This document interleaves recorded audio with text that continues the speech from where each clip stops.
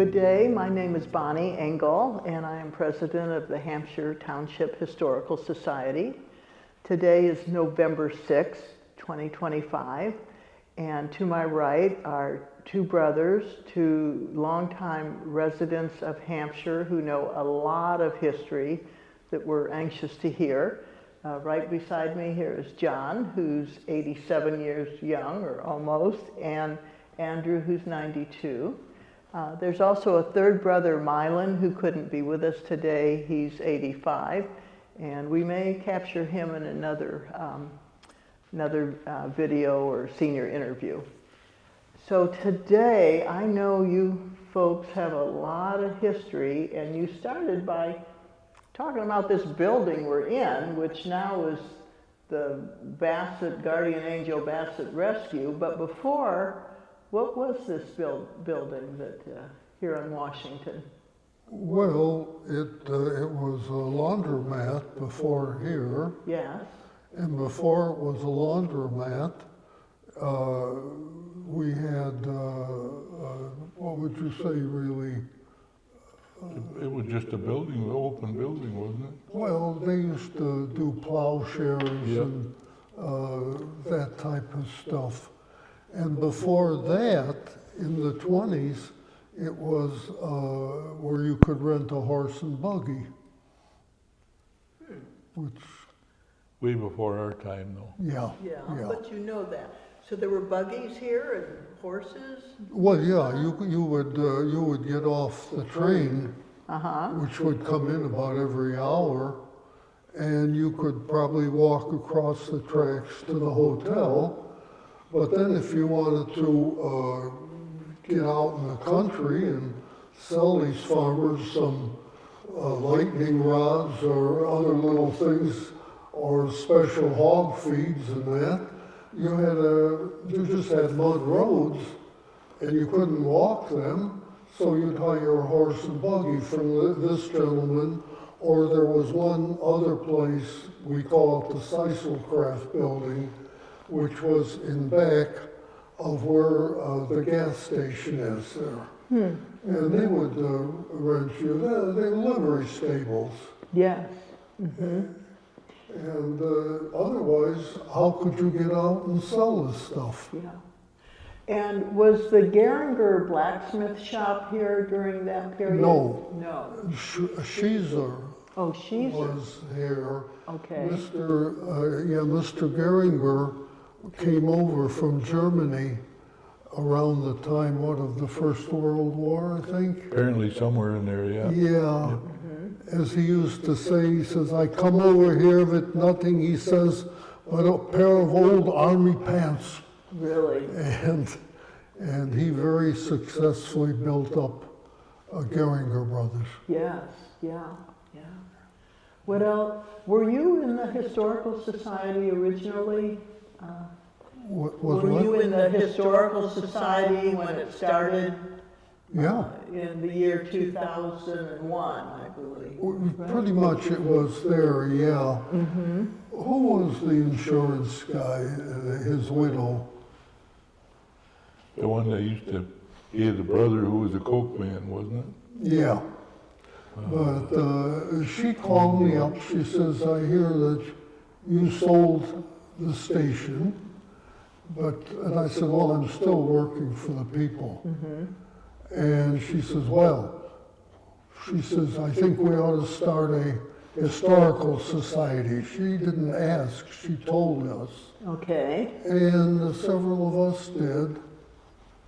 And it was right about the year 2000. Yeah. See, he was in a different location for the station than we were in. We were in Elgin, but he was at Starks. Okay. Yeah. So let's back up a little. Your mother, Emily Duchaj, you said was a librarian here for many years, and I remember her from high school. And tell me about your mom and your dad, what you know about their beginnings. Well, they lived in Chicago on the northwest side, and my father had a heart problem. He worked for Bowman Dairy, And they decided, my mother's father had a little bit of money which he loaned my father, and with what my father had, they bought an abandoned farm where my little brother is today at.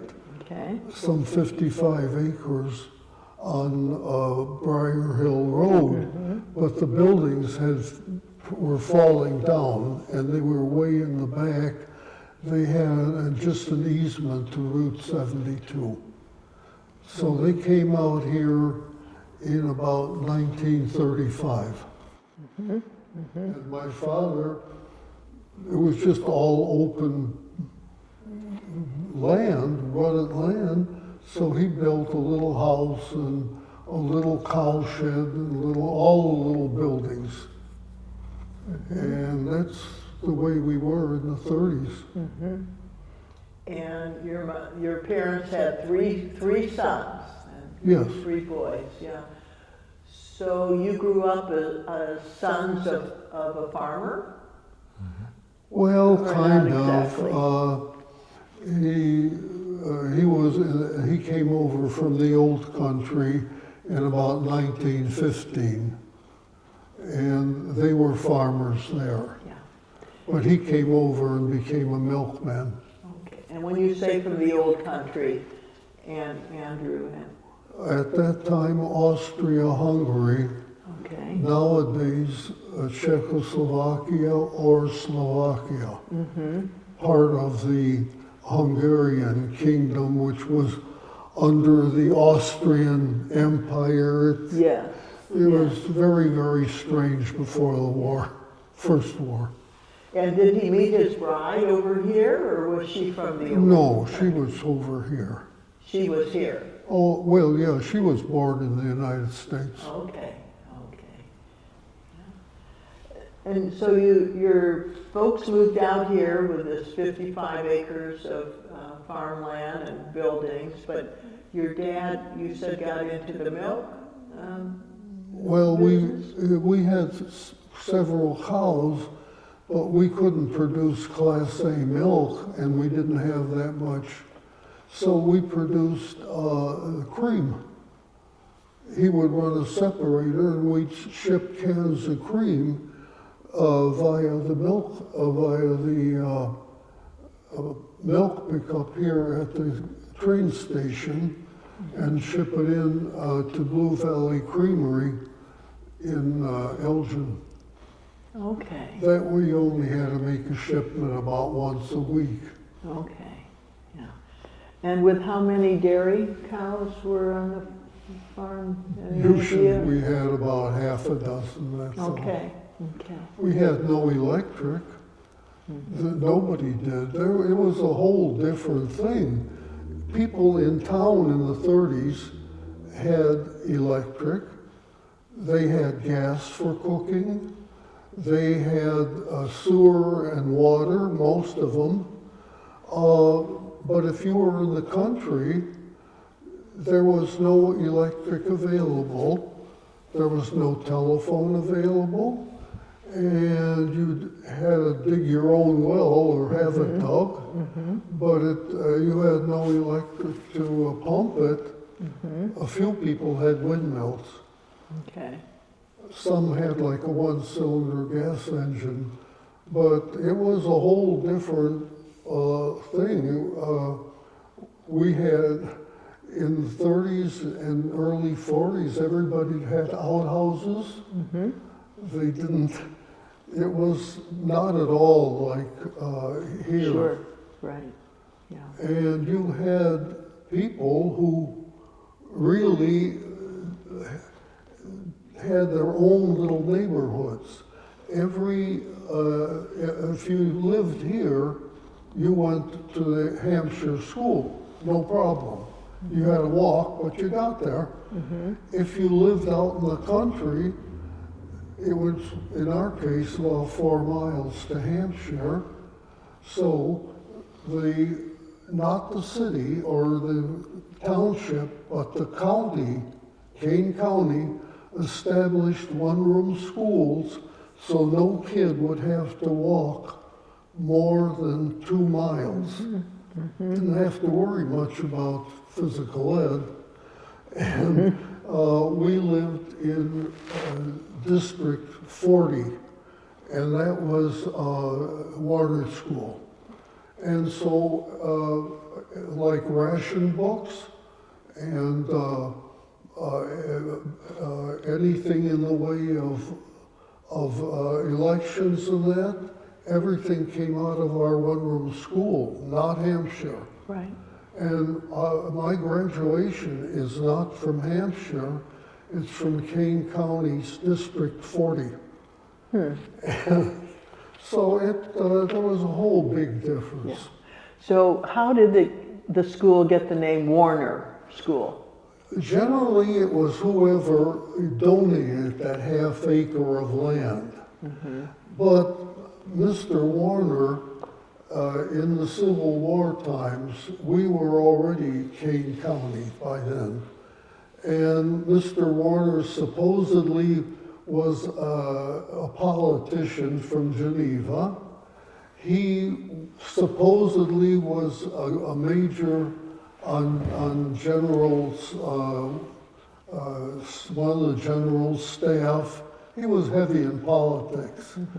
When they opened up this land on the rectangular land survey, you could buy it, but you could buy it pretty much only in a section or a half section.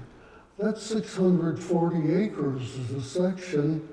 The average little farmer couldn't do that. Right. But the politicians could, and they could buy it for $1.25 an acre. And then if you wanted to come and buy a farm, he'd be only too nice to sell it to you for $3 an acre. Yeah.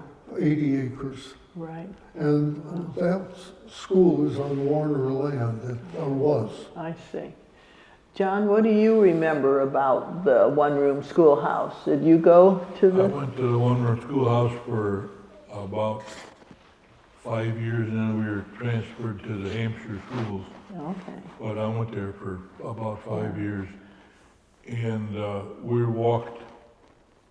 It was uphill both ways. We walked to school, we walked back home again. If it was really, really bad weather, sometimes one of the neighbors would drive. We ride in a car once in a while, but very seldom. So when you say a car once in a while, so what did the neighbor take you in? Would have been Taji's would ride in the Well, Plymouth car, wasn't it? Yeah, and Pat Dixon was driving to high school, and once in a while she would pick us young guys up. You know, we were about 10, 11 years old at that time. The roads were almost impassable. They were literally mud roads with gravel on them, and they would get so bad the milk pickup trucks couldn't go in and get their milk. And generally in winter, they weren't plowed. Maybe they would drag a grader behind a truck and try and keep them broken open for maybe for a milk pickup. Yeah. On the other hand, we didn't have to worry much about traffic. But the country school we went to, we had no city water, or no well even. So one of the farmers would bring a milk can with water and pour it into a crock we'd have, and we had little cups we would drink water out, the little cups out of the crock. Wow. And restrooms were the men's room and the ladies' room, but they were chemical toilets. And they were always cold, but But we didn't stay in there very long. It was still better than most of what the kids had at home, where they had to walk to the outhouse through the snowdrifts. At least you could walk into the men's room from there. What about heat in the winter? How was that?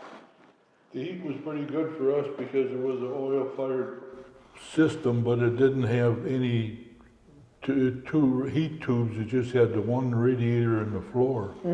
And when it got real cold, you'd slide the desks over the top of the furnace. Yes. And behind it was the cold air duct. And the school had large windows on the north side, but no storm windows. And they would be very, very cold. Sure. So you would stay away from those windows and slide up to the furnace if you could. But this was after they had electric. When I was first there, we had no electric, so we couldn't have that type of a furnace. We just had a coal fire furnace. Yeah. And no lights. That was one of the things in winter.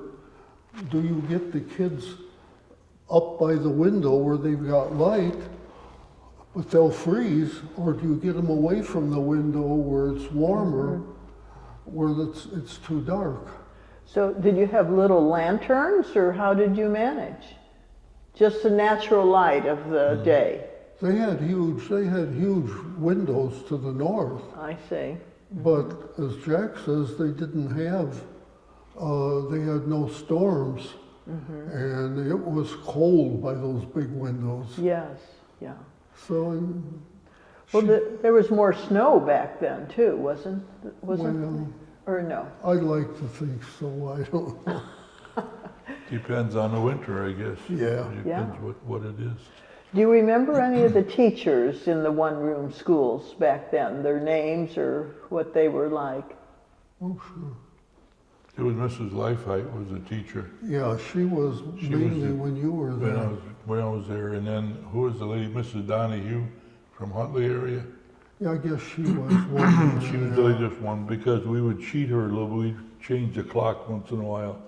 And she'd wonder why we were always going home, but her husband never picked her up from school yet. It was time for us to go home. We had to cheat once in a while. So you made it say later than what it was, so you could leave. And we always had we would play outside and there was one bell, and we might have the bell at home yet. The teacher would ring the bell and the recess was over and you're all supposed to come in.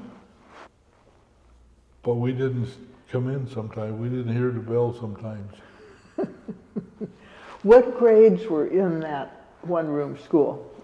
Full One, eight. 1 through 8. 1 through 8. Yeah, no But you kindergarten. may not have a kid in every grade. Okay. I started in first grade and went from first to third because there was nobody else in second. So they promoted me right to third. Okay. So I was only out there I was there for 5 years of school, but I was only there for 4 years. I see. Yeah. So you got promoted an extra grade just because it was a little easier for instruction. I got out of school a little bit early when I was in high school even. You figure Yes. the teacher had to, if she had to teach all 8 grades, Right. it'd be almost impossible. So she would bunch her people. Yes. Yeah. Did sometimes the older kids teach or tutor the younger ones? Or not so much? A lot of times, I know that Stark School did this more. Your 8th grade girls were practically assistant teachers. Yes. It never worked with us because we had all boys almost, Oh, really? in my class. Yeah. Let me go back to your home life again with the cows. Did you have a big garden, a vegetable garden, or? We always had a garden, yeah. My mother would can stuff. Okay. We didn't have a freezer or anything like that, so it had to be canned. Yeah. Nobody had freezers. Yeah. You figure Right. without electric, we didn't even have a refrigerator. Right. Did you have chickens? Oh, God, yes. A big chicken coop? Or how'd you We do had the a chicken? couple chicken coops, but we were doing what they called free range. You let Yeah. them go out all over, Yes. Yeah. which means you never walked barefoot or Right. anything. Any geese or turkey or? We tried Muscovy ducks, which really, they grow real fast and they're good.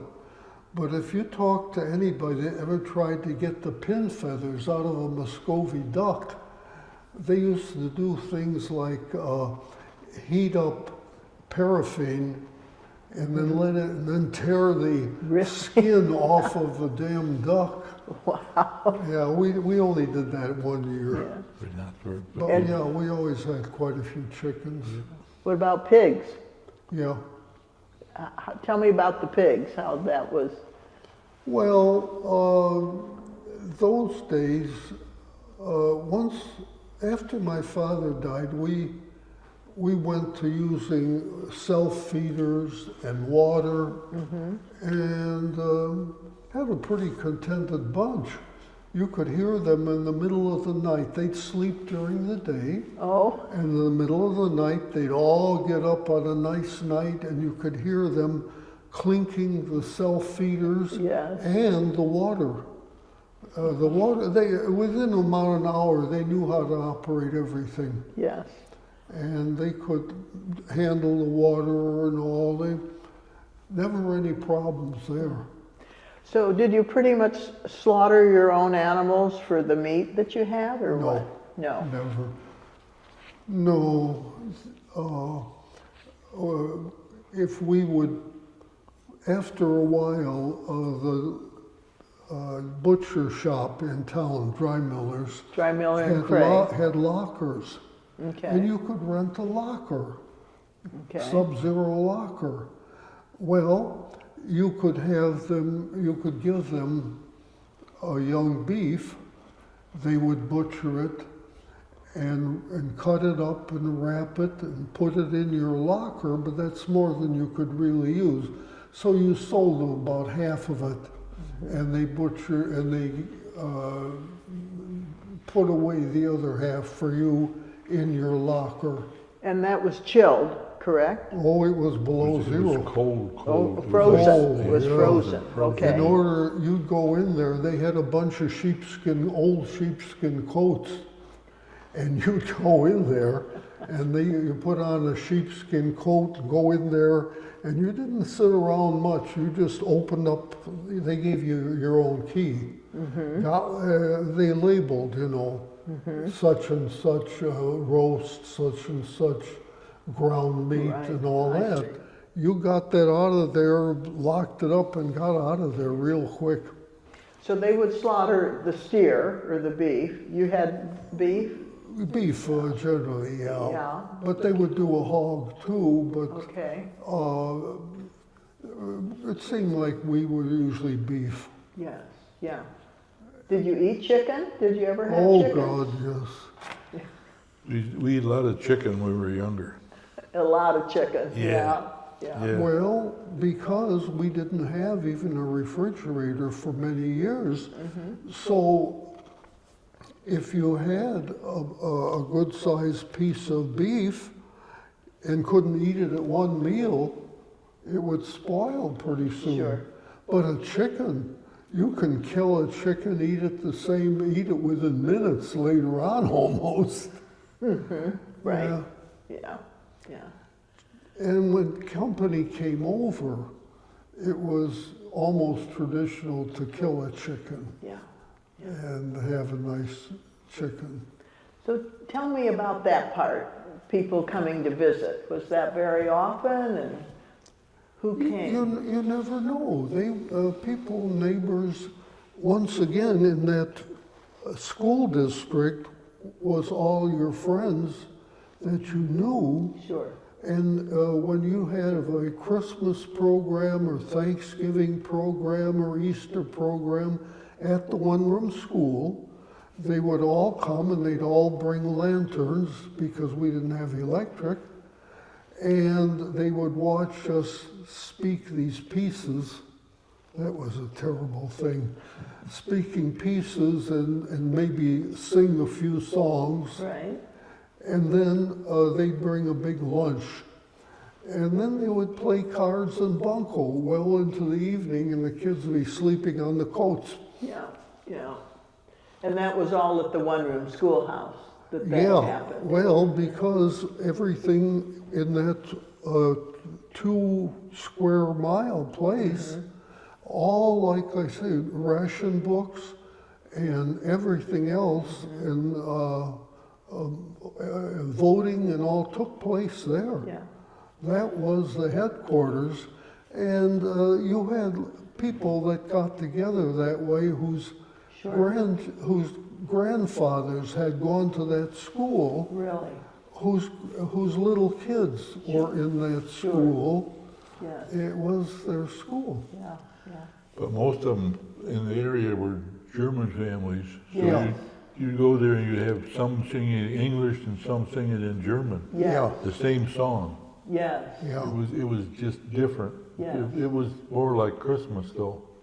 so there was a lot of German spoken. Oh, at by that us, time. yeah, Yeah. yeah, nearly always. And if Yep. they wanted to criticize the teacher, they didn't want the kids listening in, and so my father and the 2 other directors would talk in German. Yes, yes. And the teacher didn't know German either. Some did. Oh, They when we got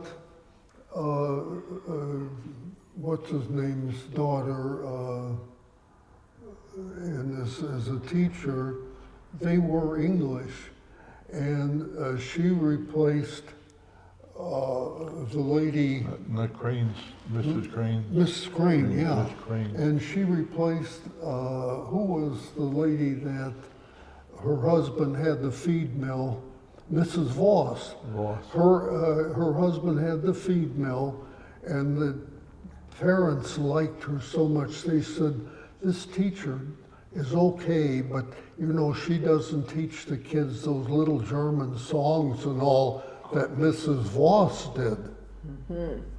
Bad. yeah, yeah. John, what do you remember about school? About the same thing because Yeah. I was there pretty much. Well, he graduated to grade school about the time I started, wasn't it?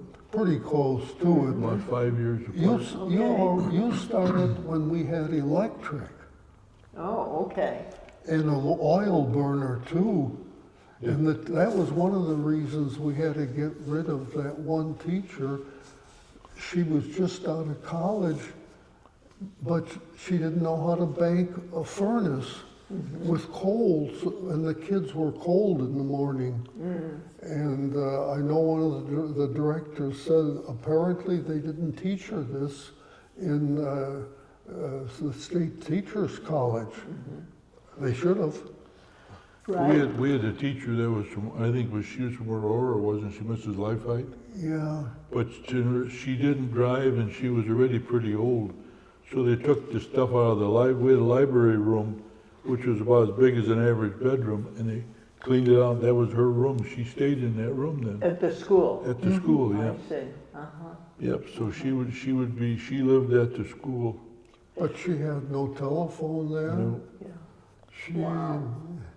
So was it the teacher's job to warm up the room, the building? Oh, yes. Before the kids would come? Now, Ed Wieseman, I don't know if you've ever run into him, he was at Udina School, and he made his spending money by starting the fire at the one-room school at Udina before class. He'd go down there like 8 in the morning and make sure that the fire was going, and they paid him. Yeah, He was actually an employee of the school district. and Udina is Plank Road and 20, correct? Right, Plank Road And 20 and Coombs Road. And Coombs, yes. Yep. They had 2 schools in Udina. One was further up 20, where the new subdivision is, and the other one was across the street. And my mother went there for a while with the library. She was also librarian for District 301. Oh, for the school district? Yeah.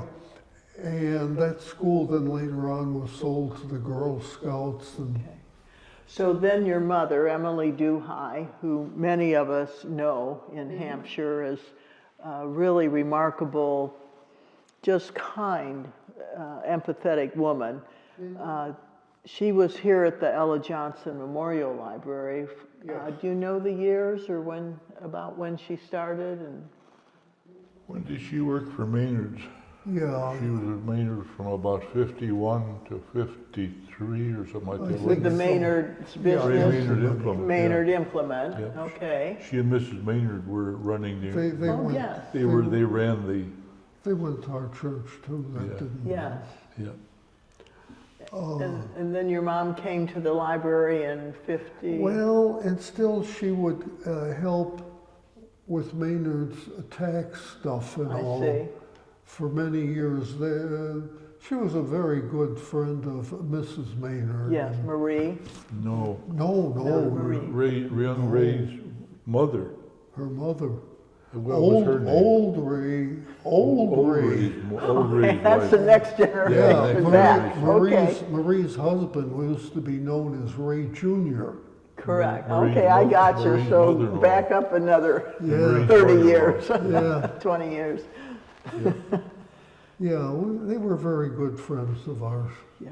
But I think that Emma Schultz helped, she was the retired school teacher, and I think she encouraged my mother to attend NIU and get the credits in order to become a librarian. Okay.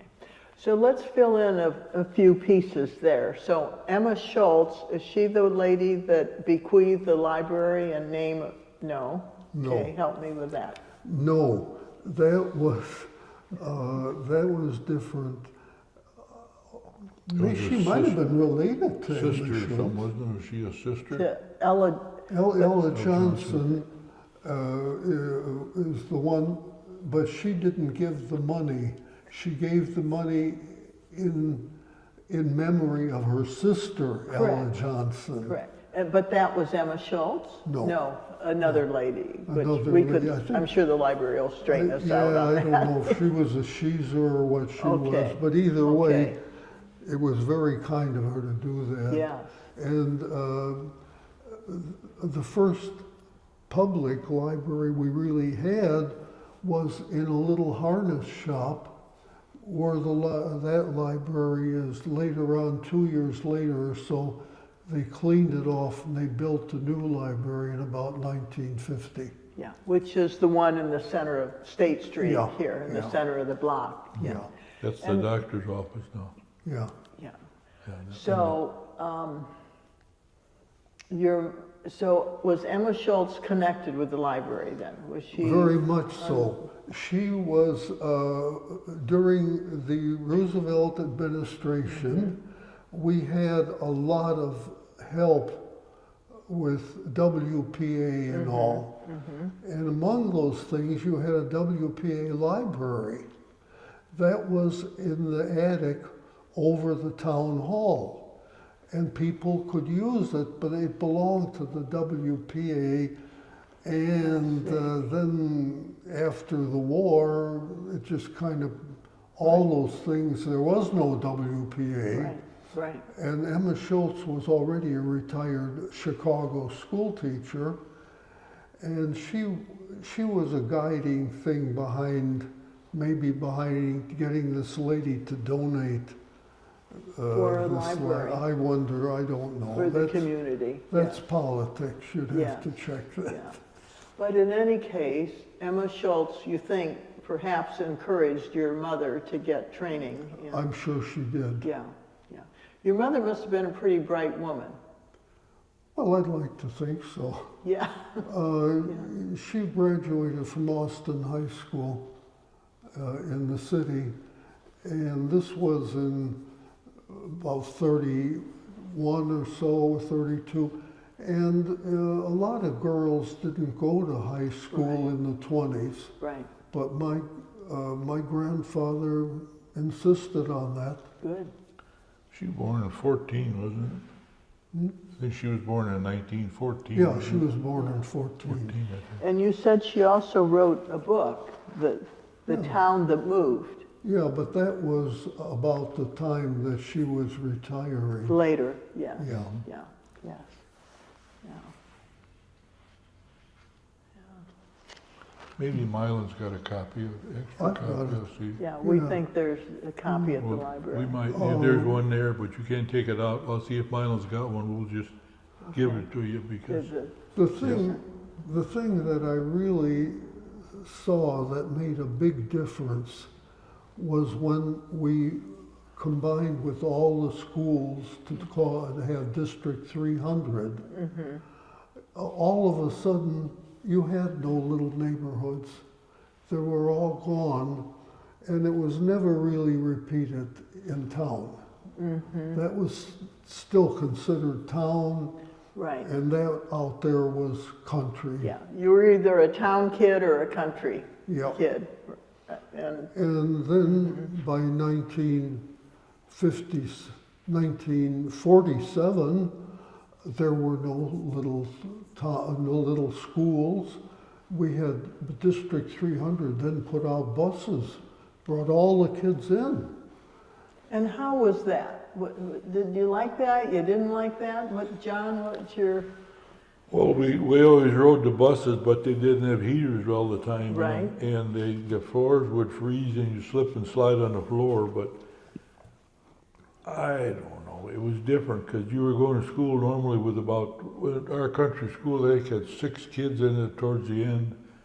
They had to get more, there wasn't any more neighbors to have children our age. They had to get bigger classes somehow, I think. But we went from the 6 in the school to 25 and 30 to a Yeah. class, which is quite a change. a big change? Big yes. change. Yeah. Yeah. We Wow. survived it though. Plus, a lot of new kids in your life that you didn't know, and, But it also corrected one thing. When I graduated, I didn't graduate from Hampshire schools. I graduated from Kane County District 40. I could go to any high school. However, how I got there was my business. There was no buses. They always, you couldn't, you hear things, oh, they take a horse. No, we were running out already, the horses that were on the farms were working on the farms. You couldn't take a horse to town. right. Some kids like John Maynard rode a bicycle to high school. It was about 2 miles. And for me, I graduated and that was it. But I wanted to go to high school, but fortunately, Gustafson's had 3 boys, of which 2 were in high school, and we rode with them. And they lived near you, near your farm. Just across Yeah. the road from And us. then Yeah. a year after that, we became District 300 and we had buses. I see, But those buses had a heck of a time because of the mud roads. right. They would get stuck, and they would Really? get in the snow. And then what would happen? How would they get them out? Generally, the neighbor would come out with a tractor.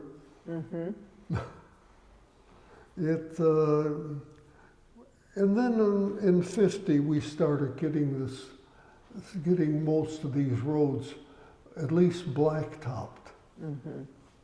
And So John, did you go from the one-room school to Hampshire, correct? So did you graduate from Hampshire High?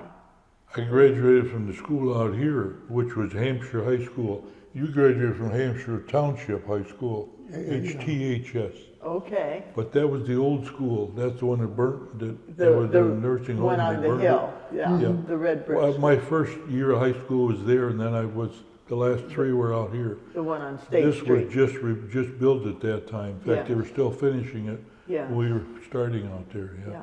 yeah. So what did you young men do for fun in high school? Did you have time for fun? No, I used to work for the drugstore here too. Wilcox? Yeah, oh, Uh-huh. sure. What did you do with at Wilcox? You name it, we did it. We cleaned the basement, we took care of we mixed drugs, we did everything over there. Really? Oh, yeah. I carried a license for many years after that. Really? And wasn't there a sandwich counter there at Nope. Wilcox way back? Nope, there was No. ice cream There was, counter. ice Ice cream cream. sodas, that was But, the but And also, milkshakes, we right? used to take the fire calls over there too, because the fire department there was nobody on duty all the time, so we took the fire calls, and who was it, Mrs., Oh, yeah, the old lady, I can't think of her last name, but over by where the fire trucks used to be kept, Yeah. there was a lady had a store over there, and she'd take fire calls too, so one of us, we'd run over to the, Mrs. Hartong. Ms. Harton. Oh. We'd run over to the yes. fire barn, right on the big chalkboard where the fire was, and go back to work again. And I think she actually then set off the siren too. Yeah. Okay, and at that time, I'm guessing the fire trucks were kept in Village Hall, which was a fire station. That's all we That's had. right next door to her place over Exactly, there, yeah. next yeah. to Mrs. Harton's Yeah. grocery. That used to, before they modernized it, that had those horseshoe-shaped doors, Doors, yeah. like the old fire stations in Chicago Yeah. had. And it was volunteer firemen. All Strictly. strictly volunteer, yeah. So if men were working around, whatever, if they heard the siren, they'd run to the truck and, Walter Wilkins was the guy that had the blacksmith work here. He would be the first one over there, usually the first one there. And of course, Maynard was Maynard Yeah. Peterson was over there.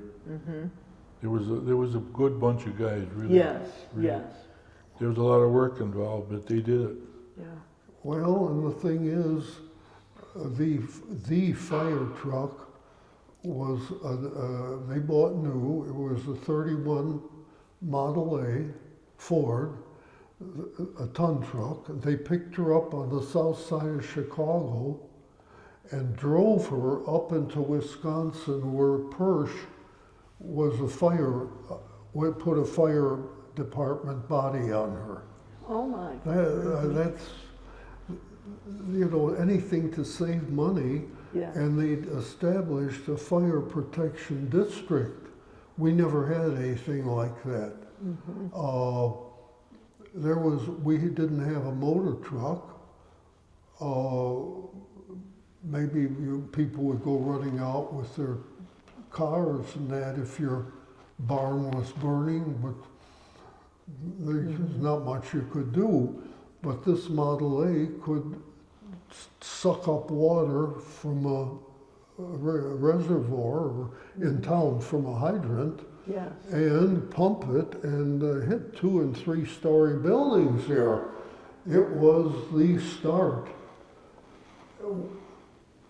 And then just before the war, they got a 30, I think it was about a 37 or so Ford tanker that could bring water out to the farms for the pumper to pump. I see, yes. It was still pretty miserable. You figure in snow and sleet. Your Model A had no cab, of course. Yeah, It's still around here someplace. yeah, I believe it is. The Hermans had it, I think, last time. Is it? Yeah. Yeah, I think that, Yeah. they did. Well, you mentioned working at the drugstore. Were there any other jobs in town or around or? Andy was working for Borden's at that time already. Yeah. For the Borden Company. Okay, what'd you do with Borden's? Well, I started out, I was only 17, but I had graduated. I started out as an inventory clerk, and then pretty soon they let me do the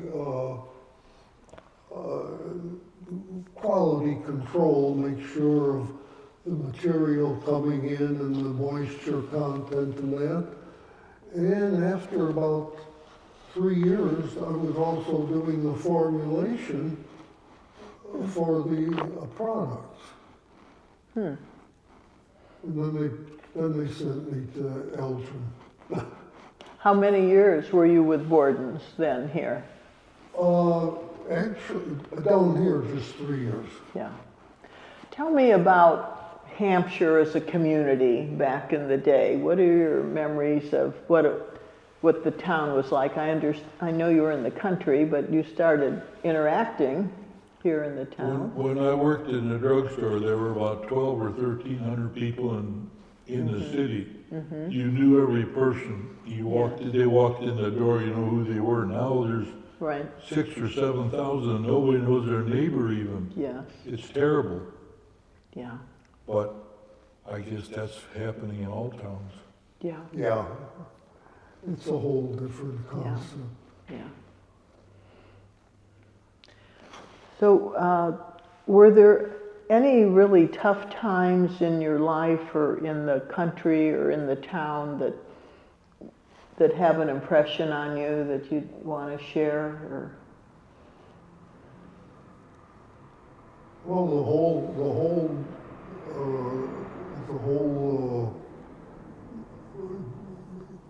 30s were a tough time for everything, including the farmers with their crops. In 35, I think it was, there was such a drought out here that the corn grew to a height of about 2 or 3 feet. Wow. And they cut it with a hay mower and to get some food value.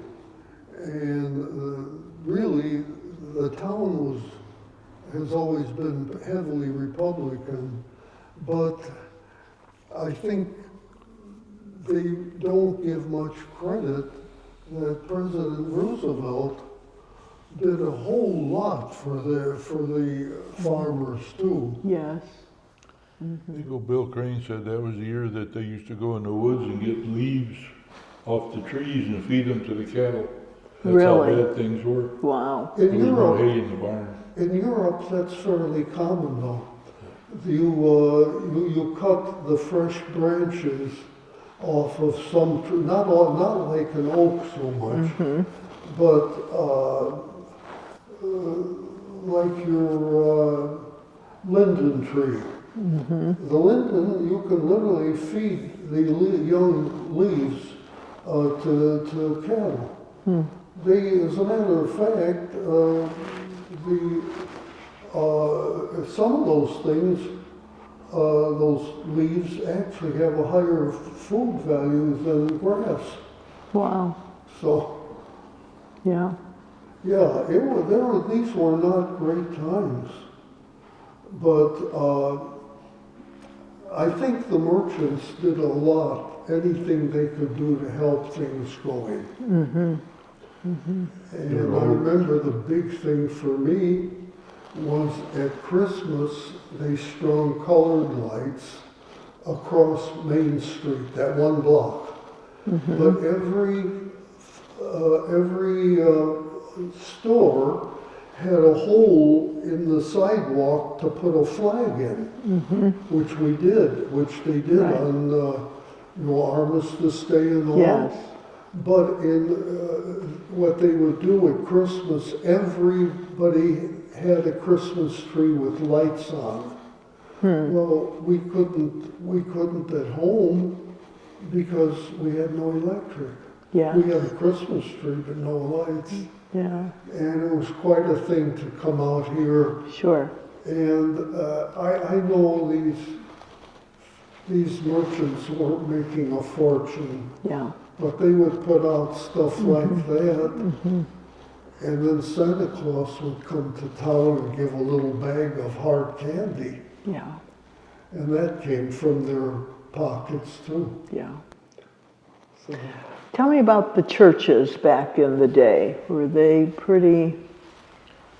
I think they're pretty much what they are today, but we still remember the Christmases at churches because you go to church on Christmas Eve and you get a bag and you come home with a ball popcorn that was Popcorn. glued Popcorn together. balls, yeah. And peanuts, and maybe candy, and maybe an orange or an apple. Yes, Because you didn't get oranges and apples in those days. No. Right. Except at Christmas time. yes, yeah. Yeah, But Yeah. we went to churches because Thelma Allen picked us up all the time in her car. Now, she lived over on Allen Road. okay. We own her place now that Oh. she used to live in. Wow, And she and her mother were living over there at that time, and she would come around. She was a school teacher, I believe. Mm-hmm. It was a young school, wasn't the last school she was at. Yep. And she'd come over in a Model A car, and she'd pick us up for church and Yeah. for Sunday schools and everything. yeah, yeah, And you'd look at we'd look at the seat, and there was always a bottle of whiskey on the front seat. Remember, it was for Elmer. oh, For Elmer, get a little bit in his gasoline so we wouldn't freeze up on the road. Yeah, well, now, then for many, many years, we discovered what we call heat, which is a gasoline antifreeze. A lot of those old cars would get their lines clogged from moisture, from condensation. They would stop in the middle of the road. Well, Allen's, or her related to her, Allen's Corner, and they told her, they kept alcohol for that reason, because they go out and rescue them. So they gave her a little whiskey bottle with her alcohol, and they said, if you get gas somewhere else, have them give a little shot for, and they called that bottle the Elmer. okay, She'd always mention, she'd always have it there, and she says, I don't use that. She says, that's for Elmer. And she would play the piano at Sunday school and sing up there with us, and she would sing, but she sang louder than any of us together. Really? She was a Together very, was, yeah. very enthusiastic Yeah. person. neat, Well, her mother was an Orand, and the Orands founded what was our church, the evangelical church out in Pigeon Woods. yes, And it was on the Orand farm. yes, So they were pretty enthusiastic. Yeah. The members. church, was that the building that was brought to town here, then put up over here? Yeah, but that was that didn't come out here Harvard until building. about 1900. Basically, we are German Methodists. Well, by the time they got out here, most of the people were speaking English from our church, and there was a big hullabaloo. They actually split our church for about 8 years. Yeah, it had to be at least, because they did in Elgin also, I think, the same They thing. had two groups, and then finally they could see, by about 1915, it ain't gonna happen. They're all speaking English. So then this church became English yeah, too, which gave us the paradox of having, they called it Evangelical United Brethren, but they are actually Methodists, and we have Methodists here. yes, And we go to each other's place, like for Easter services and all. yes, And when one minister would go on vacation, they tell you in the bulletin, go to the other church next Sunday. So finally, they did merge it all as Methodists. yeah, yeah, I guess we don't need German Methodists anymore. yeah, times have changed, haven't Yes, they? they have. Yeah, Some is for the good and some is yeah. not so good. Yeah. But So what advice or guidance would you give to us younger folks or the generations now? I mean, you've been through some amazing years and lifetime of so much. What guidance would you give now? just keep busy, keep working and doing something, but and help your neighbor the best you can. Don't bet you can predict what will be greatly successful and what won't be. Generally, people look, oh, this is a great thing coming up, and generally it is. And then it disappears and something else comes up. And sometimes things that are supposed to be seem to rise and they sit like these electric automobiles. Right about now, I would be tickled silly, not if I were a dealer, not to have a whole heck of a lot of electric automobiles. Especially when they stop giving the kickback from the government. You've got a bunch of things that you don't really want. And I think a lot of things are like that. Things that look so bright, let's get into it. Later on they turn out not to be. And so you can't predicate everything. And even if you're president of that, you can't plan on whether there will be a war or won't be a war because you don't know all the factors. Yeah. Yeah. I don't know. Well, those are really good pieces of advice, and to be a bit cautious, to help your neighbor as much as you can. I mean, that certainly is a big one, isn't it? Yep. Just get to talk to people. This idea of like, I guess New York is that way. If you say hello or something, they look at you, what do you want? You know, and I've seen that occasionally. When I had the gas station, and I know my brother too, we used to tell the people, tell our attendants, for God's sake, don't do what the company says, go out there and say, fill her up. And I said, no. I said, you go out there and you say, good morning, how are you? Right. And then you say, would you want me to fill her up? Yeah. Oh, well, you've established something now. Don't jump up and, you know, you've got to kind of establish. And I think if you just talk to people, at even merchants and that, just a couple of words, it makes a big difference. That's right. Yeah. Yeah.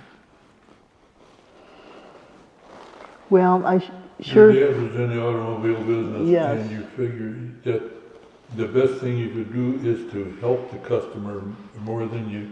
Right. Now, today's business is different because you call anybody and say, what does it cost to do this? It's $100 an hour to talk to you on the phone. Yeah. It's terrible with this money situation Yeah. is what it is.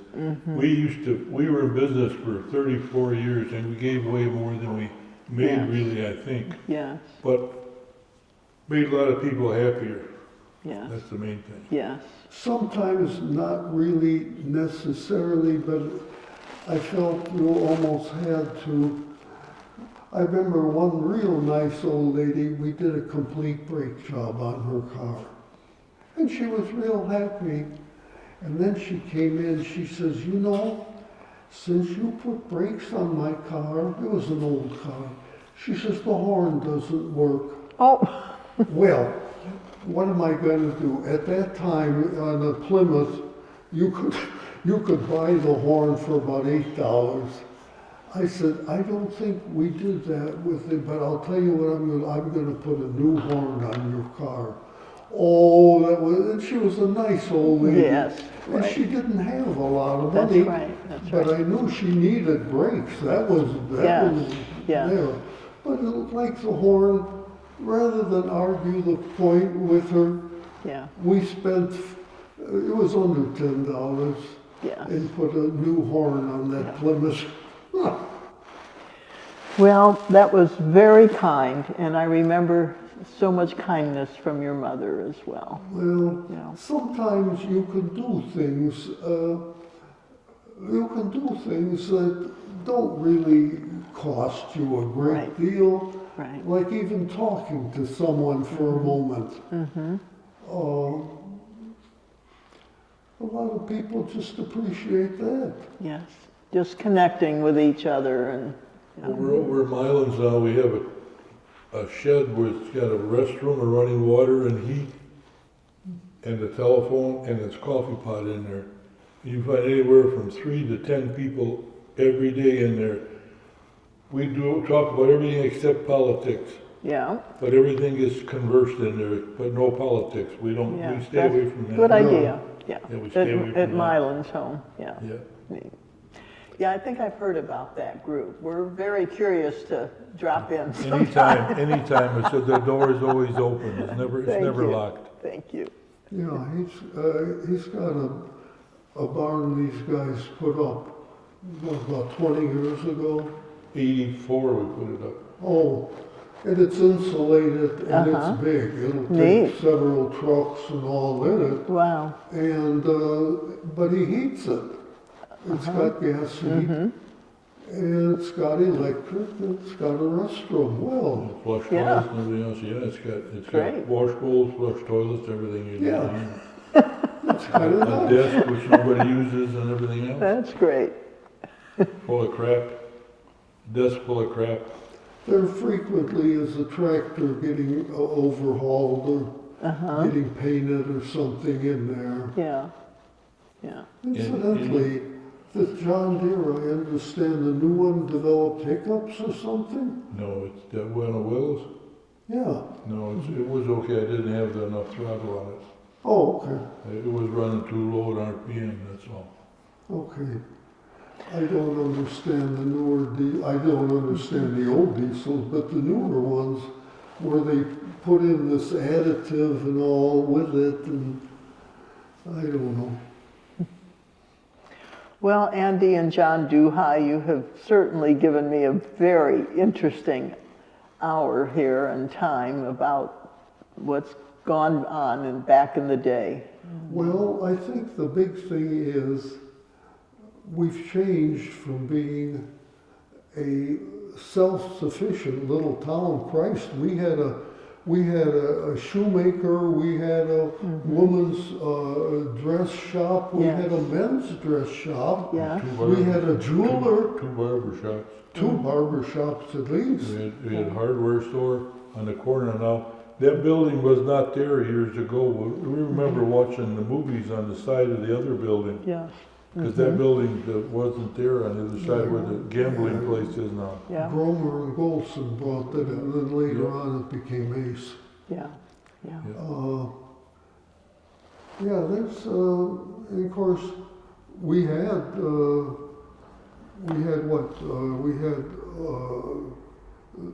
the Ford garage, which also sold Ford tractors and implements back when the 9N Ford came out in Over 39. across the street was Umbenstock's garage. It wasn't Peterson's, it was Umbenstock's. Yeah. You know, Yeah. Yeah. And then, of course, Fenzel had Chrysler Plymouth, Yeah. but High Pockets had a Kaiser Fraser. Oh my goodness.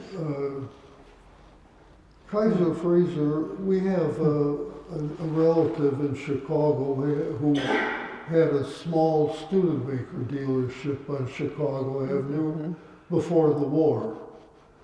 And he was a shirt-tail relative.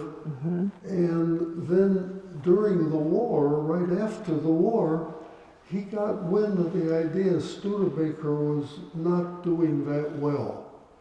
And so he did the great thing.